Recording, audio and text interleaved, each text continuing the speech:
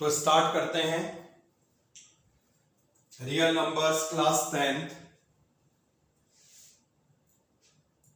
सबसे first topic जो इस चैप्टर में हमें पढ़ना है यह है एक थ्योरम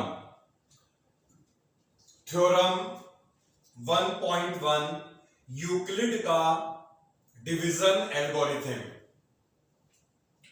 ठीक है, यूक्लिड का division algorithm, Euclid division lemma. तो इसका स्टेटमेंट इस तरह से है, given positive integers a and b, there exist unique integers q and r satisfying the relation a is equal to bq plus r।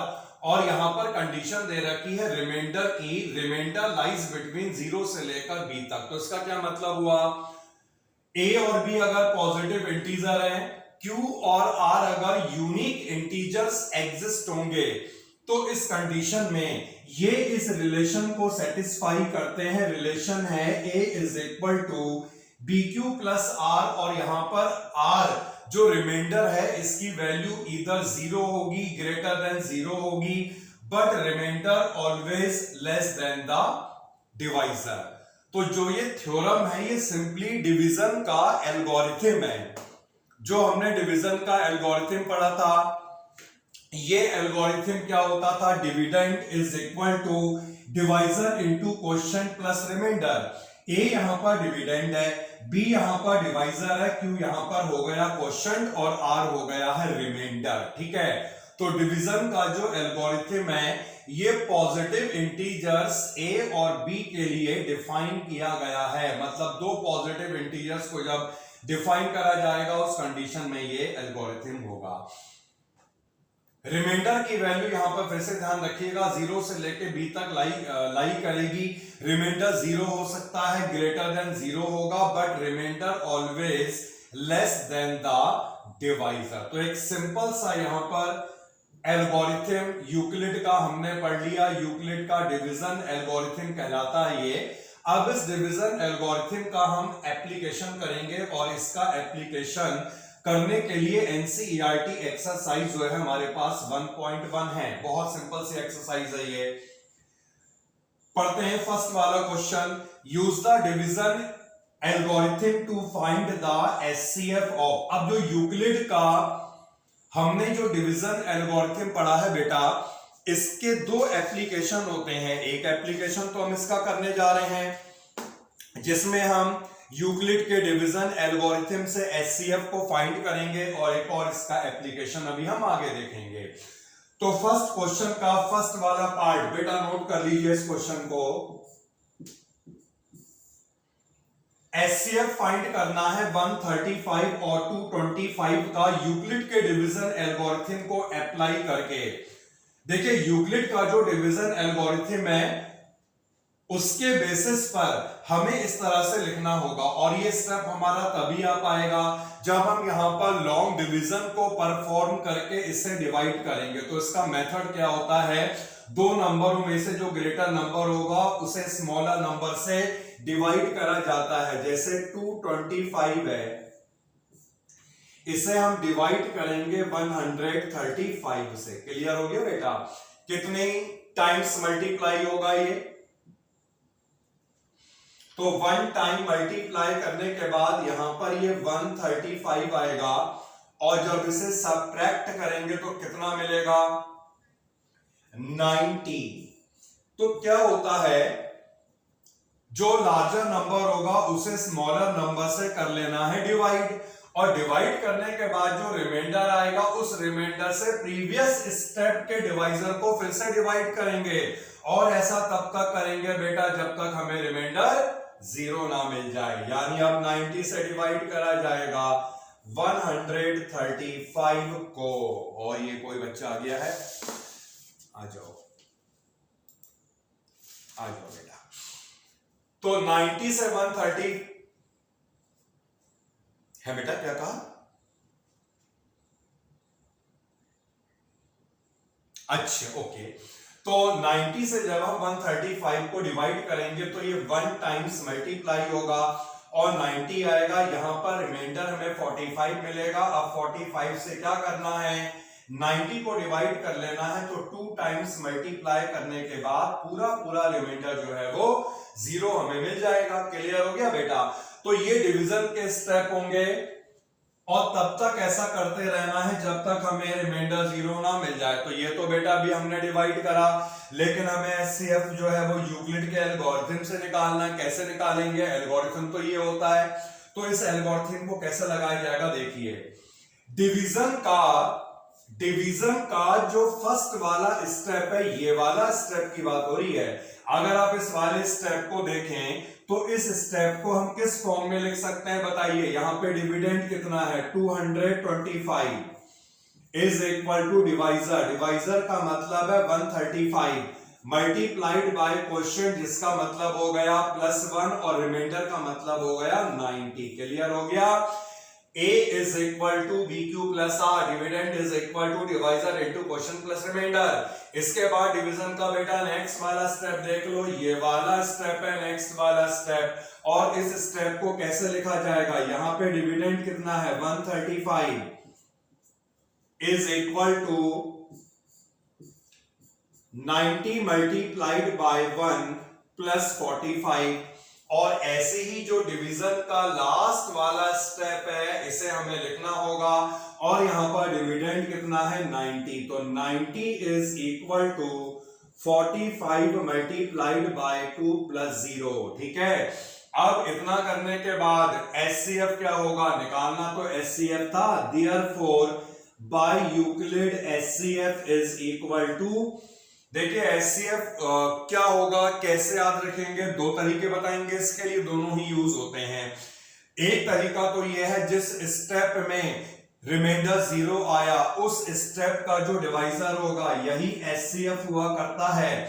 और एक और तरीके से भी याद रखेंगे, ये भी काम की बात है, जिस स्टेप में रिमाइंडर 0 आया उससे प्रीवियस वाले स्टेप का जो रिमाइंडर होगा वो एचसीएफ होता है। मतलब लास्ट स्टेप का डिवाइजर, सेकंड लास्ट स्टेप का रिमाइंडर, दोनों सेम ही होंगे। तो दोनों में से हम किसी भी तरह से याद रख सकते हैं। तो इसका जो यहां पर एचसीएफ होगा ये आ जाएगा 45। बताइए बेटा, कोई डाउट हुआ यहां पे? तो ये बताइए, first part, second part, third part, सभी पार्ट में यही करना है, यूक्लिड से एचसीएफ को निकालना है। मैं नहीं समझता इसमें किसी का कोई डाउट होगा तो क्या हम सेकंड और थर्ड पार्ट को स्किप करके आगे बढ़ जाएं? ठीक है ना? किसी का कोई डाउट है तो बताइए, क्या मैं और पार्ट कराऊं या इतना इनफ है? ओके, अब एक काम करेंगे बेटा, एक और क्वेश्चन ऐसा करते हैं जिसमें हम इस तरह का एचसीएफ वाला स्टेप लगाएंगे। तो इसके लिए हम थर्ड वाले क्वेश्चन को पढ़ लेते हैं। रिमेनिंग क्वेश्चन एक जैसे हैं जिनको हम बाद में कवर करेंगे, मतलब आज ही कवर करेंगे रुक करके। तो थर्ड वाला क्वेश्चन पहले पढ़ लिया जाए। An army contingent of 616 member is to be march behind an army band of 32 member in a parade. The two groups are to march in the same number of column. What is the maximum number of column in which they march? तो यहाँ पे बताना है maximum number of column कितने होंगे जिसमें वो मार्च करेंगे। और हमें यहाँ पर कंडीशन दे रखी है, two group are to march in the same number of column, यानी दोनों group same number of column में मार्च करेंगे। मैक्सिमम कॉलम कितने होंगे? तो मैक्सिमम कॉलम वही होंगे जो इन दोनों डेटा का हाईएस्ट कॉमन फैक्टर होगा। यानी हमें यहां पर क्या करना है, इन दोनों डेटा का निकालना है HCF। तो क्वेश्चन नंबर थर्ड हो रहा है और इसके लिए दोनों डेटा का हम यहां पर HCF फाइंड करेंगे। कौन कौन से डेटा है बेटा?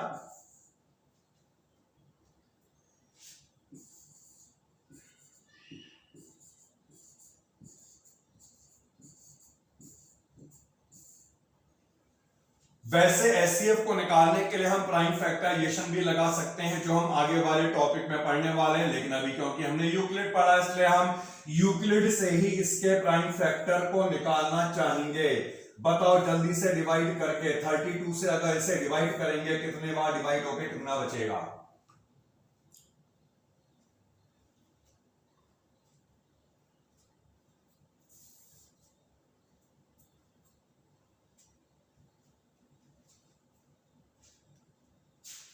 बचेगा ही नहीं क्या कुछ?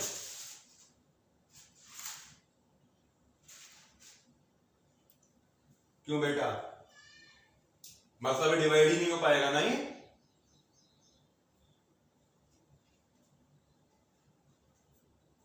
जल्दी से लोग करें डिवाइड।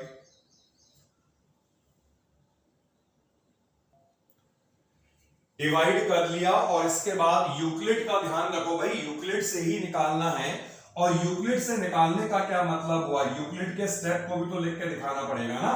फर्स्ट वाला डिवीजन का जो स्टेप होगा वो कैसे दिखाओगे? Dividend is equal to divisor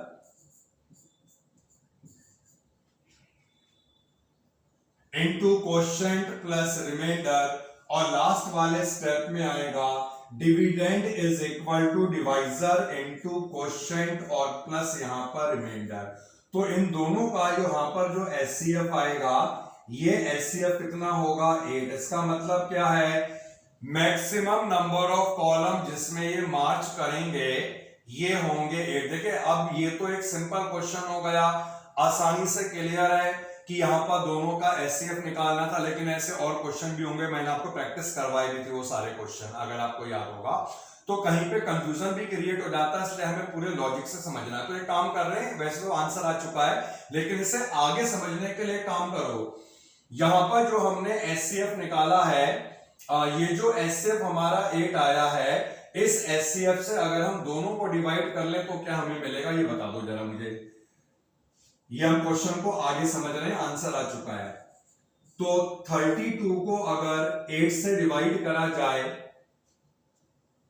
और 616 को अगर 8 से डिवाइड करा जाए तो क्या मिलेगा?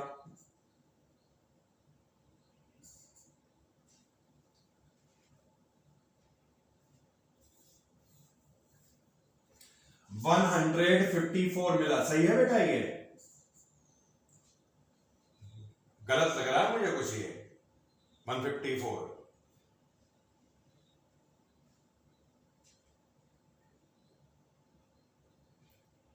हाँ वही तो कह रहा हूं, गलत बताया है इसने। ओनली 54। देखो अब यहां पर इस क्वेश्चन का जो थीम है ना वो समझ रहे हैं। क्वेश्चन में दिया था दोनों ग्रुप जो है वो सेम नंबर ऑफ कॉलम में मार्च करेंगे। तो मान लो और दोनों group same number of column में मार्च कर रहे हैं और ऑलरेडी हमने डेटा को निकाल दिया था, मैक्सिमम नंबर ऑफ कॉलम ऐसे 8 होंगे। तो ये हमने जैसे इस तरह से ये 8 कॉलम बना दिए, 1 2 3 4 5 6 7 8। ठीक है, बोलिए। अरे तुम लोग क्या उल्टा सीधा बता रहे हो यार? ऐसा क्यों कंफ्यूज होना? डिवाइड में को कंफ्यूज हो जाता है क्या बेटा? सही बताओ। 77। चलो हो गया, हटाओ। आगे देखो 1 2 3 4 5 6 7 8। देखो ऐसा है, अब इसको हम आगे समझ रहे हैं। वैसे आंसर तो 8 आ चुका। दोनों ग्रुप जो है वो सेम नंबर ऑफ कॉलम में मार्च करेंगे। सेम नंबर ऑफ कॉलम का मतलब यहां पर हो गया 8 से। तो यहां पर इस तरह से ये हमने कॉलम को रिप्रेजेंट कर लिया। जैसे एक कॉलम हो गया, दूसरा 3 4 से लेके ऐसे 8 कॉलम हो गए। सबसे पहले हम बात करते हैं किसकी, इसके लिए क्वेश्चन पे आएंगे बेटा। तो आर्मी कंटिजेंट ऑफ इतने member March behind an army band, यानी सबसे पहले जो है वो 32 मेंबर का आर्मी बैंड होगा। तो यहां पर जो हमने रिप्रेजेंट करा है ये 32 मेंबर का आर्मी बैंड हो गया। ये 8 कॉलम में मार्च करेंगे, लेकिन यहां पर एक कॉलम में नंबर ऑफ पर्संस कितने होंगे, इसके लिए हमने क्या करा, 32 को 8 से डिवाइड कर लिया, यानी कि हमारे पास डेटा मिला 4। तो हर एक कॉलम में 4 मेंबर्स होंगे। हर एक कॉलम में 4 मेंबर्स होंगे। ये पॉइंट क्लियर हो गया बेटा? 4 इंटू 8 32 आ जाएगा। अच्छा अब क्या दिया, देखिए इनके पीछे, इनके बिहाइंड में 616 मेंबर मार्च कर रहे हैं, और ये भी इनके लिए भी कॉलम यहां पर 80 रहेंगे, क्योंकि हमने दिया है नंबर ऑफ कॉलम्स जो हम निकाल चुके हैं ना 8। तो ये 616 मेंबर का जो बैंड है ये इनके पीछे इस कॉलम में मार्च करेगा, लेकिन यहां पर एक कॉलम में नंबर ऑफ मेंबर कितने होंगे 77। तो यहां पर एक कॉलम में होंगे 77, 1 2 3 से लेके 77। तो नंबर ऑफ कॉलम दोनों मेंबर के लिए सेम है, मैक्सिमम नंबर ऑफ कॉलम दोनों मेंबर के लिए 8 है। डिफरेंस किस बात का है, एक कॉलम में नंबर ऑफ मेंबर्स का। तो यहां पर एक कॉलम में नंबर ऑफ पर्संस 4 होंगे, जबकि यहां पे एक कॉलम में नंबर ऑफ पर्संस होंगे 77। क्लियर और नॉट? तो देखिए, तो हमने यहां पर यूक्लिड का जो एक टाइप का एप्लीकेशन होता है इसे कर लिया है पूरा, जिसमें हमें यूक्लिड के एल्गोरिथम से एचसीएफ को निकालना था। बहुत सिंपल होता है, डिवाइड करके स्टेप को इस फॉर्म में लिख दो। अब हम पढ़ेंगे यूक्लिड के दूसरे टाइप के एप्लीकेशन पर, और हमारे सामने यहां पर 3 क्वेश्चन है। सेकंड क्वेश्चन पढ़ते हैं, show that any positive odd integer is of the form 6q plus 1 6q plus 3 6q plus 5 where q is some integer। क्या प्रूफ करना है, कोई भी पॉजिटिव ऑड इंटीजर को हम यहां पर इस फॉर्म में लिख सकते हैं। देखिए, जितनी भी फॉर्म आपको यहां पे दिख रही है ये सारी की सारी form a is equal to b q plus r है। डिफरेंस किस बात का है, यहां पर रिमाइंडर का। तीनों में रिमाइंडर आपको दिख रहा है, अलग अलग आ रहा है, लेकिन अगर आप यहां पे कंपेयर करें तो तीनों में एक चीज कॉमन होगी। कॉमन क्या है, b तीनों में इक्वल है, और वो कितना है यहां पर 6। तो देखिए, ऐसे क्वेश्चनों को करने का थीम, ऐसे क्वेश्चनों को करने का मेथड क्या हुआ करता है, इससे पहले भी हमने ऐसे बहुत क्वेश्चन करे हैं। सबसे पहले हम यहां पे यूक्लिड के एल्गोरिथम को मेंशन करेंगे। लिखिए, कुछ लिखना होगा आपको, given positive integers a and b, then by Euclid a is equal to bq plus r and remainder lies between 0 से लेकर b तक। क्या बेटा, a and b, then by Euclid. उसके बाद मैंने सामने लिखा है पूरा स्टेप ना, आप देख सकते हैं, a is equal to b q plus r, remainder की वैल्यू कहां से कहां तक होगी, याद रखो इसे। यूक्लिड के एल्गोरिथम को लिखने के बाद आपको यहां पर क्या करना है, b लगाना है, और क्वेश्चन को देखते हुए जो b होगा वो 6 होना चाहिए। जितनी भी फॉर्म बन रही है सब में b 6 था वहां पे। तो जब हम इस एल्गोरिथम में b को 6 से रिप्लेस करेंगे, ये किस फॉर्म में आ जाएगा, 6q प्लस r। और ध्यान रहे बेटा, यहां पर भी b जो है वो 6 से होगा रिप्लेस। तो क्या मतलब हुआ, r की वैल्यू 0 से लेके 6 तक होगी, इंक्लूडिंग 0 बट नॉट 6। तो इस बेसिस पर रिमाइंडर की वैल्यू क्या होनी चाहिए, 0,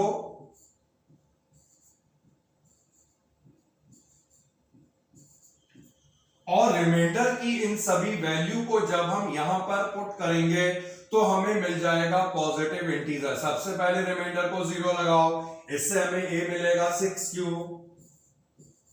इसी तरह r को जब हम 1 लगाएंगे तो हमें मिलेगा 6q प्लस 1। r को जब हम यहां पे 2 से रिप्लेस करेंगे हमें मिलेगा 6q प्लस 2, और इसी तरह से करते जाओ भैया, ठीक है। 6q plus 3, 6q plus 4, 6q plus 5, और बस आगे क्यों एंड करो क्वेश्चन में। लेकिन देखिए, पॉसिबिलिटीज तो इतनी बनेंगी, लेकिन हमें प्रूफ क्या करना था, क्वेश्चन पे लाएंगे आपको प्रूफ करना था पॉजिटिव और इंटीजर इस फॉर्म में होगा। अब यहां पर देखिएगा, 6q जो आया ये ऑड नहीं है, ये तो इवन हो गया। 6q प्लस 1 जो है वो क्या है, यहां पर ऑड है। 6q प्लस 3 जो है ये भी ऑड है, ठीक है बेटा, ये तो इवन हो जाएगा, ये भी इवन हो जाएगा। और जो ये वाला नंबर यहां पर है, ये नंबर भी क्या है, ऑड नंबर। यानी लास्ट में लिख दीजिएगा, therefore positive integer is of the form 6q plus 1, 6q plus 3, 6q plus 5। Clear और नॉट? ये लास्ट में बेटा स्टेटमेंट लिखा करें आप लोग, therefore positive integer is of the form, positive odd integer is of the form 6q plus 1 6q plus 3 6q plus 5। एक बहुत इंपॉर्टेंट क्वेश्चन होने जा रहा है। क्वेश्चन नंबर 4 जो है वेरी इंपॉर्टेंट है बेटा। करने से पहले यहां पर वेरी इंपॉर्टेंट आप लिख लो, use Euclid division lemma to show that the square of any positive integer is either of the form 3m plus 1 for some integer m। क्या मतलब हुआ क्वेश्चन का? पॉजिटिव इंटीजर का जब हम स्क्वायर करेंगे तो स्क्वायर करने के बाद हमें 3m मिलेगा या 3m plus 1 मिलेगा, where m is some integer, m यहां पर इंटीजर होगा। जो भी फॉर्म यहां पर हमें प्रूफ करनी है उसमें हम देख रहे हैं 3 मल्टीप्लाई हो रहा है, इसका मतलब है यहां पे जो डिवाइजर है वो 3 होना चाहिए। तो क्वेश्चन को करने का तरीका फिर से वही लिखिए, given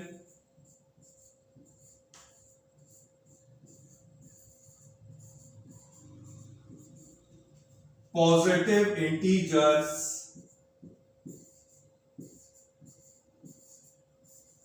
A and B, then by Euclid's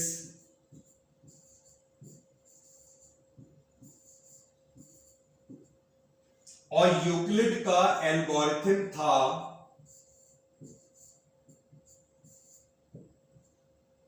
reminder की वैल्यू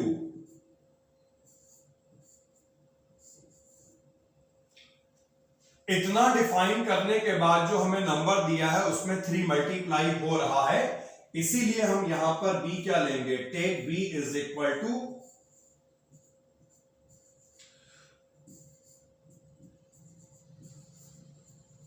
3q प्लस r।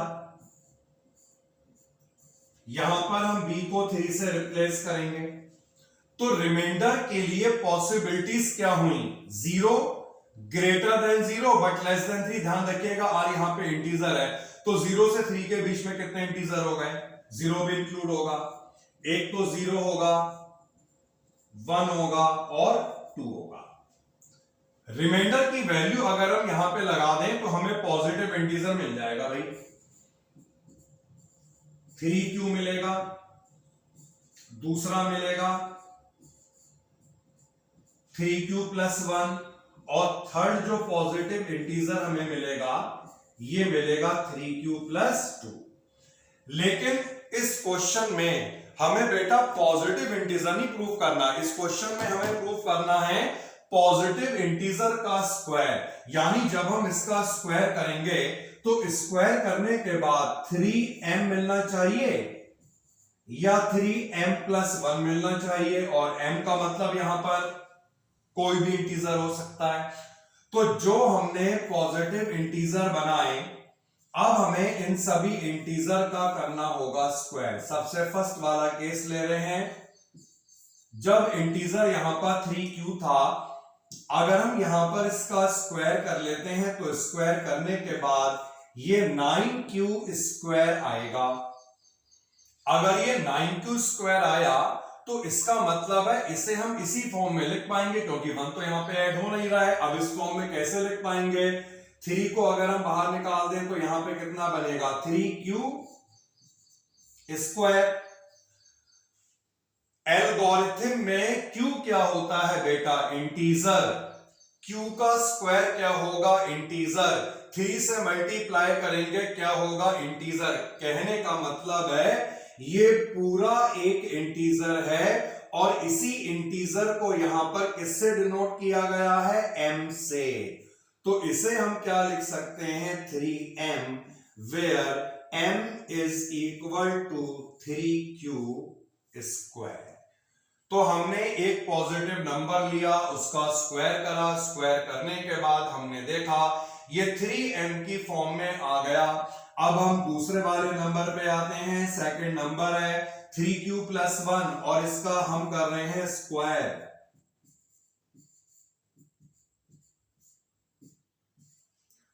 तो स्क्वायर करने के बाद ये बनेगा 9q square plus 6q plus 1।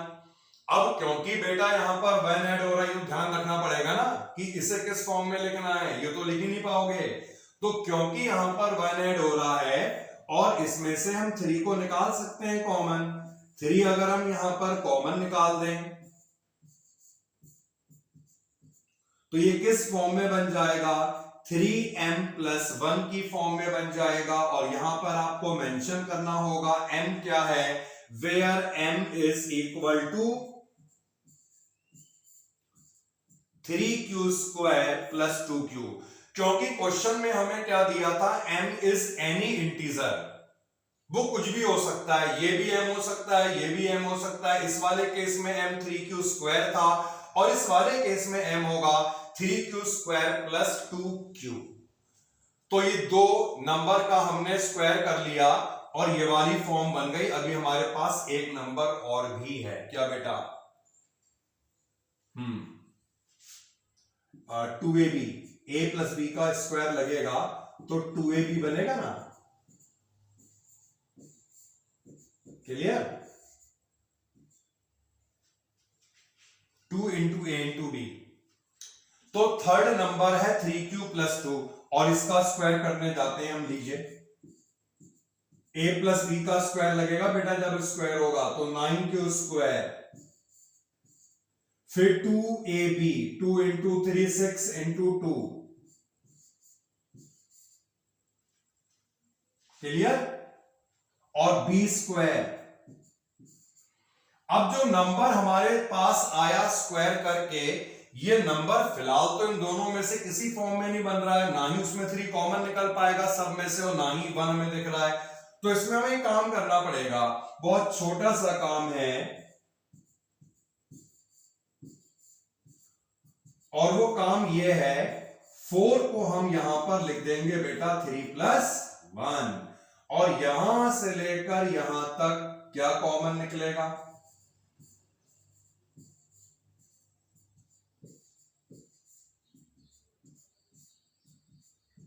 और फिर से वही q अगर इंटीजर है, q का स्क्वायर इंटीजर होगा, ये भी इंटीजर, ये भी इंटीजर, ऐड करोगे पूरा इंटीजर, मतलब हम इसे लिख सकते हैं 3m plus 1 where m is, m सब में चेंज होते रहेगा। ऐसा हमें क्वेश्चन में ही दिया था कि m जो है वो कोई भी इंटीजर हो सकता है। तो ये लो हो गया प्रूफ, हमने 3 नंबर बनाए और जब हमने उन पॉजिटिव नंबर का स्क्वायर करा तो स्क्वायर करने के बाद जानते हैं क्या हुआ, स्क्वायर करने के बाद या तो हमें 3m मिला या हमें क्या मिला, 3m प्लस 1। तो यही प्रूव करना था, square of positive integer is either of the form 3m या 3m प्लस 1। ओके और नॉट।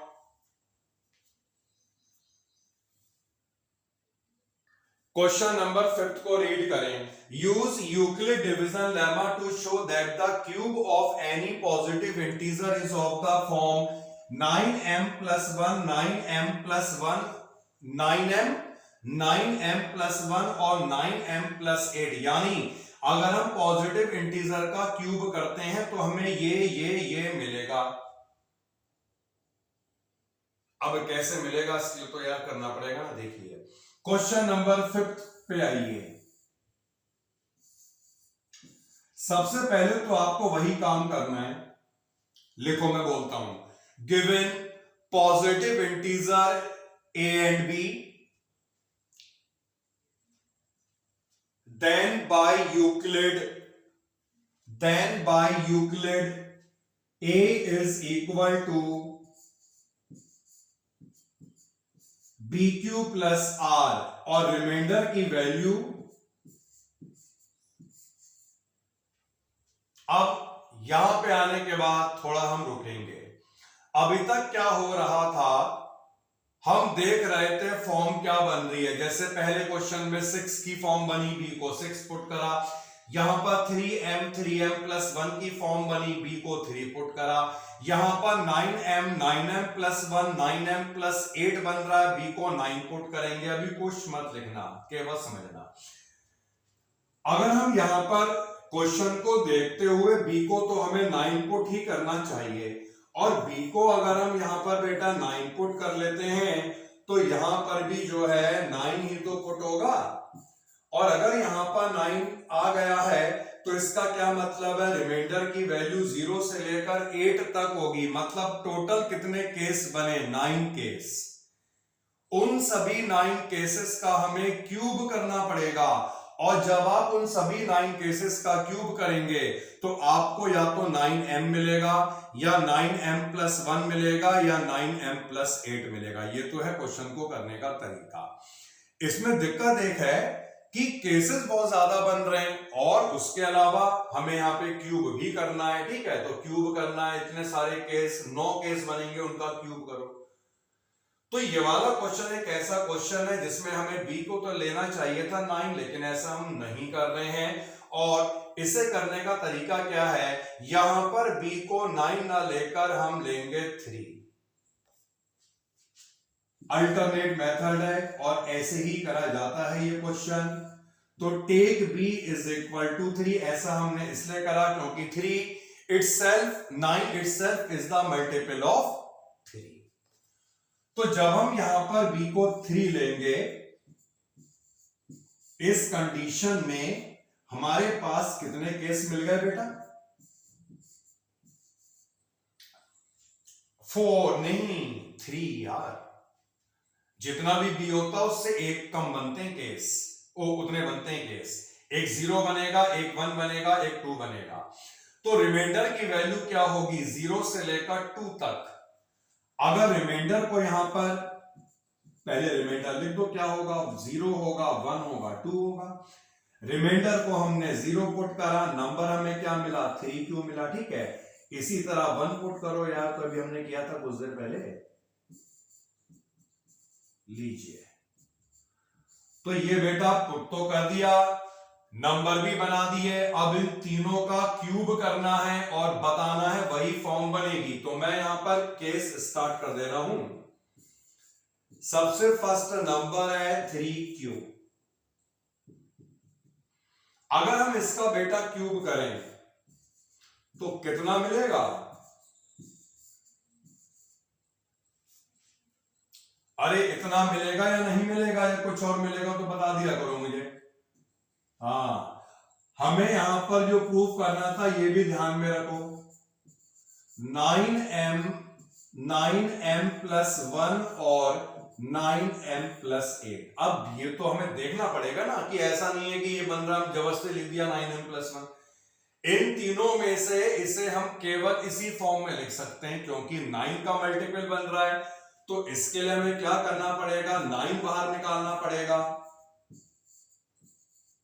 फिर से वही देखो बेटा, q इंटीजर था, इसका क्यूब भी इंटीजर होगा, 3 मल्टीप्लाई करोगे, यानी लिख सकते हैं 9m, where m is equal to 3q का क्यूब। ये तो मेंशन करना पड़ेगा हर केस में आपको कि m है क्या। फर्स्ट वाला केस हमने क्यूब करा, 9m हमें मिल गया। क्या हमें आगे बढ़ना चाहिए बेटा, सेकंड वाले केस पे आ जाएं। सेकंड वाले केस में जब हम क्यूब करेंगे, 3q प्लस 1 का क्यूब होगा। हाँ बोलिए बेटा। ओके, तो अब हम बेटा इसका क्यूब कर रहे हैं, a प्लस बी का होल क्यूब यहां पे लग रहा है। सभी को फॉर्मूला याद है कि ये मुझे लिखना पड़ेगा यहां पे पहले, ईमानदारी से बताना। अरे बहुत बढ़िया। तो अब लगाइए फॉर्मूला, जब याद है तो देर किस बात की है। 3q का क्यूब करोगे कितना आएगा, 27q का क्यूब। फिर होता है 3a स्क्वायर b, इसका स्क्वायर करोगे 9q स्क्वायर। 3 से मल्टीप्लाई करोगे कितना आएगा, 27q। उसके बाद बेटा 9q आएगा प्लस 1। ठीक है, तो सभी याद कर लेना फॉर्मूला, क्योंकि यहाँ पे फॉर्मूला का एप्लीकेशन हो रहा है। फॉर्मूला याद नहीं होगा तो डरना मत यार, 3 बार मल्टीप्लाई कर देना, ठीक है। लेकिन किसी के आगे हाथ मत फैलाना, पूछना मत किसी से, खुद याद हो लगा देना, याद ना हो 3 बार मल्टीप्लाई कर देना, लेकिन हाथ मत फैलाना कि बता दे फॉर्मूला।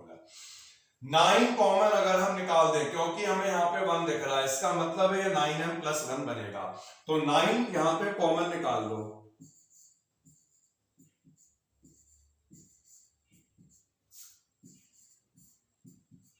यानी इसे हम लिख सकते हैं 9m + 1 लिख सकते हैं बेटा। और ये आपको मेंशन करना पड़ेगा कि यहां पर m क्या है। अभी बेटा wait for a minute,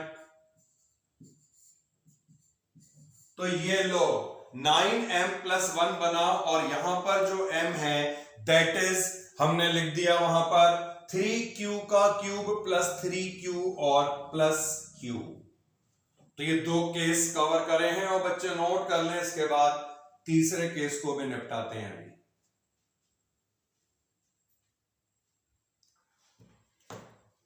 okay बेटा, थर्ड केस पे आइए, और थर्ड जो केस यहां पर बनेगा,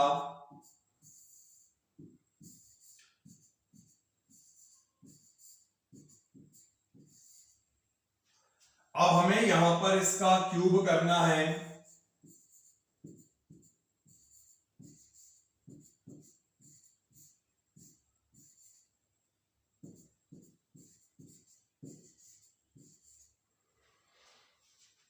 (3a²b) 3 इंटू इसका स्क्वायर क्या हो जाएगा 27, इंटू 2 54, तो यहां पर आएगा 54 q², ठीक है। अब 3ab², क्या बेटा, हाउ नहीं बेटा, वाओ कहो, कैसे आया। अरे 3a² इंटू b होगा ना, तो 3 इंटू इसका स्क्वायर क्या हो जाएगा 9q², तो 9q² इंटू 3 क्या हो जाएगा 27, q² इंटू 2 कितना हो जाएगा 54। क्लियर है। ऐसे ही 3ab², तो इसका स्क्वायर करोगे 4 इंटू 3 12 इंटू 3 36, और 2 का क्यूब लिख दूं मैं 8। और बहुत सिंपल सा है, 8 हमें दिख गया, बस हमें यहां पे 9 को कॉमन निकाल के रख देना है।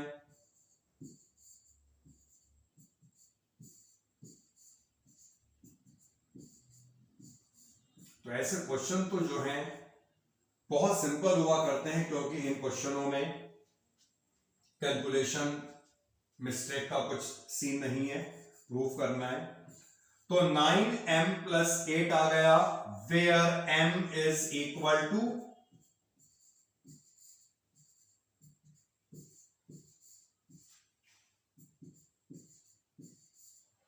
और लास्ट में फिर से वही लाइन को मेंशन करना है, cube of any positive integer is of the form 9m + 1 और 9m + 8।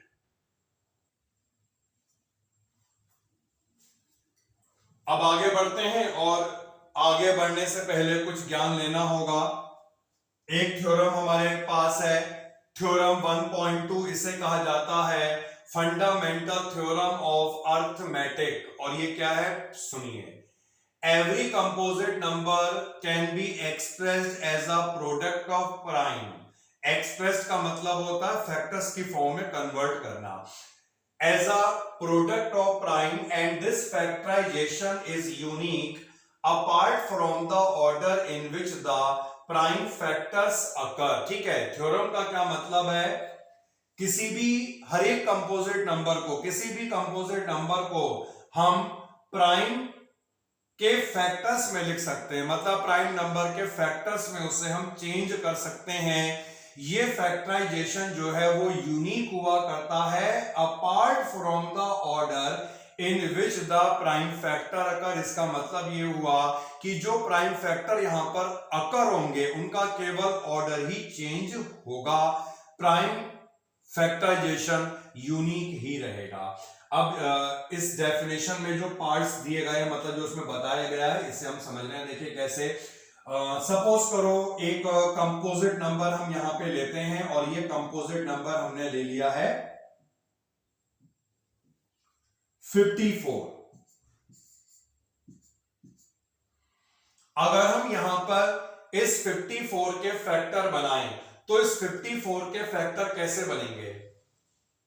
इस 54 के प्राइम फैक्टर बनाओ।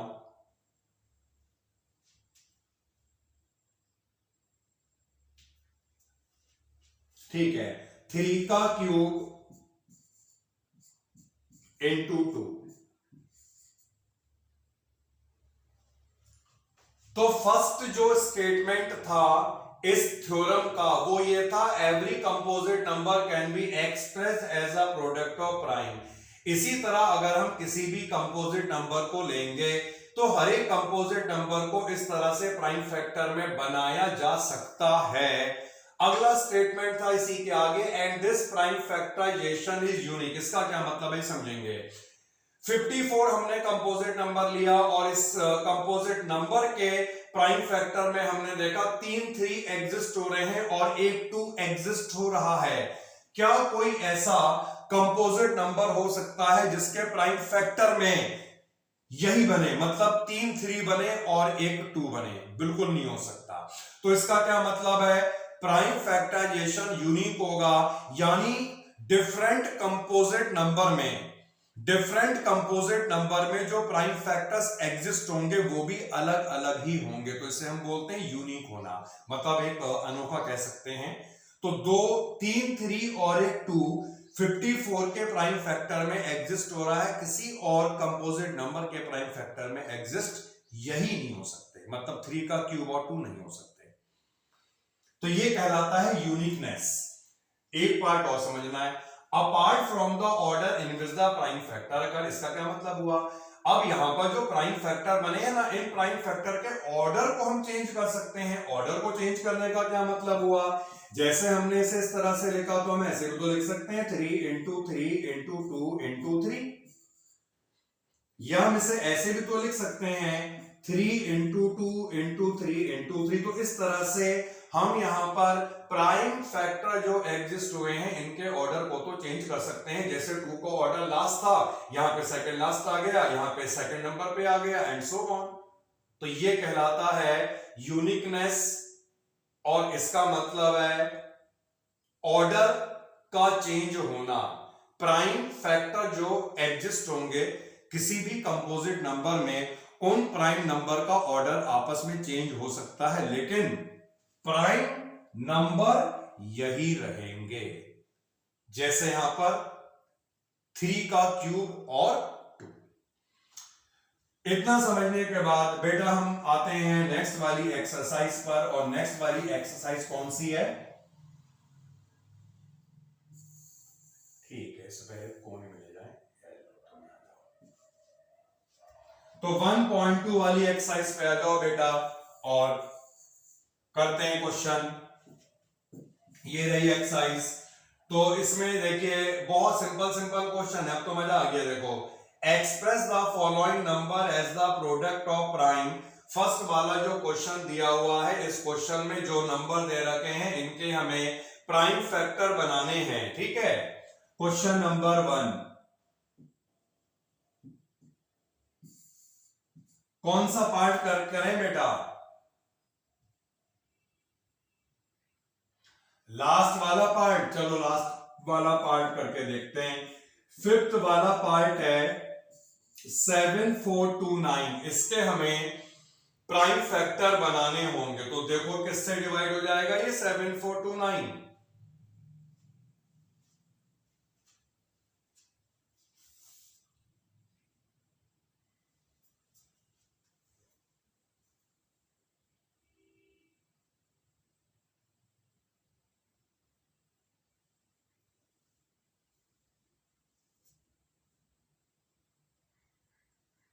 सेवन फोर टू नाइन किसी से भी डिवाइड नहीं हो पा रहा है क्या बेटा?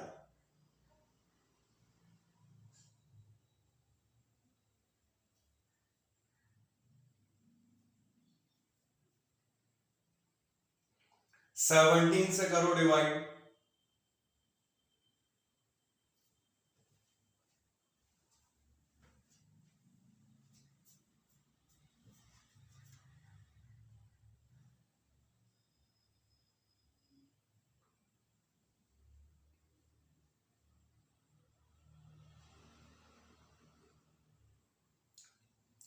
बताओ बेटा कितने बने फैक्टर, इसने कर लिया है।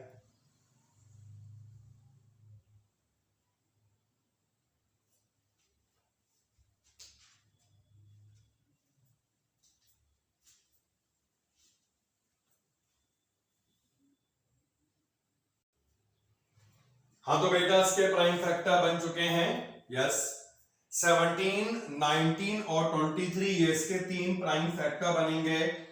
और इसी तरह से जो रिमेनिंग पार्ट्स हैं इन्हें हम आसानी से कर सकते हैं, बहुत सिंपल से पार्ट्स हैं, इसे आप अपने आप अपडेट कर लीजिएगा। तो आज का लेक्चर यहीं पे रोकेंगे और इसके बाद हम कल से कंटिन्यू करेंगे क्वेश्चन नंबर 2 से। तो मिलते हैं बेटा कल के लेक्चर में। ओके बाय, जय हिंद, जय हिंद।